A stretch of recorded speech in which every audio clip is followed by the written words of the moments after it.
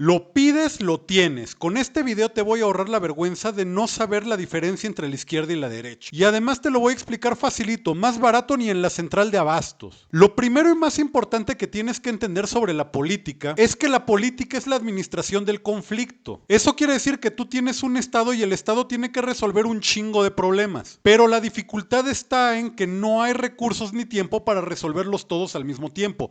Hay que priorizar. Entonces, los criterios con los que se priorizan unos problemas en lugar de otros, o los criterios con los que resolvemos los problemas de un modo en lugar de otro, es lo que define si tú eres una persona de derecha o eres una persona de izquierdas. Ahora, ser de izquierdas y ser de derechas tiene que ver con qué cosas valoras más. Y como es una cuestión de gustos y de valores, no puedes decir que los de derecha sean más inteligentes que los de izquierda, o que los de izquierda sean más inteligentes que los de derecha. Sencillamente están valorando distinto las cosas, y a partir de esos valores creen que los problemas se deberían de resolver de un modo y no de otro. Entonces, todas esas mamadas de eres de derecha y eres pendejo, o eres de izquierda y eres pendejo, son pura verborrea barata. Porque al final tiene que ver con qué cosas tú en tu fuero interno juzgas más importante. ¿Qué es más importante, dar becas o financiar al ejército? ¿Qué es más importante, financiar a hospitales o darles facilidades fiscales a las empresas para que haya más trabajos? ¿Qué es más importante, darle más atención a la economía local o darle más atención a la economía global? Entonces, como las preocupaciones han ido cambiando a lo largo del tiempo en el mundo de la política, lo que es de izquierda y lo que es de derecha también ha ido cambiando a lo largo del tiempo en el mundo de la política. Y tú te preguntarás, ¿dónde empezó todo esto? Todo este desmadre empieza en la Revolución Francesa. Tú tienes a los franceses que un día se levantaron en armas, se chingaron a María Antonieta,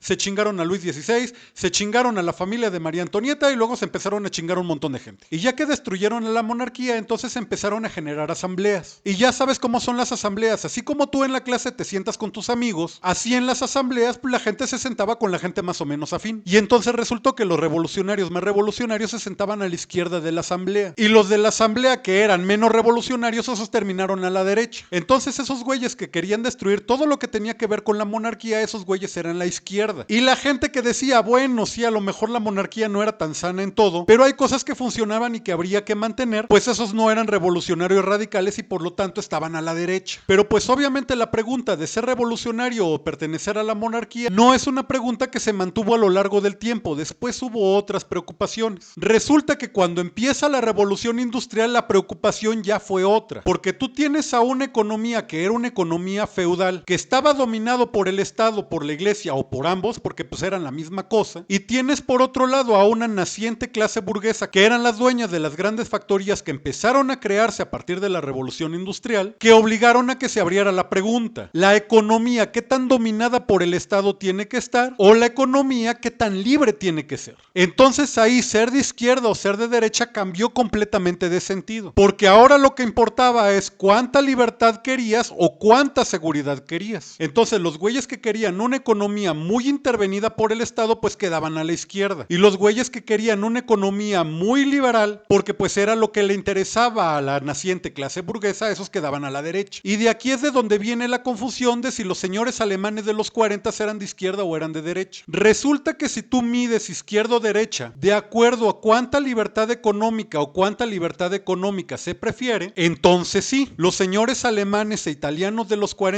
que querían que el Estado controlara absolutamente todo, la economía y también el mundo de lo social, pues obviamente con este método de medición quedarían a la izquierda. Serían una especie de izquierda autoritaria. Pero el asunto es que para cuando los señores de los 40 se estaban vergueando alrededor de todo el mundo en la Segunda Guerra Mundial, la discusión ya no iba por el lado de la libertad o de la seguridad. La discusión ya iba por el lado de socializar o de no socializar. ¿Y la discusión por qué derivó por ahí?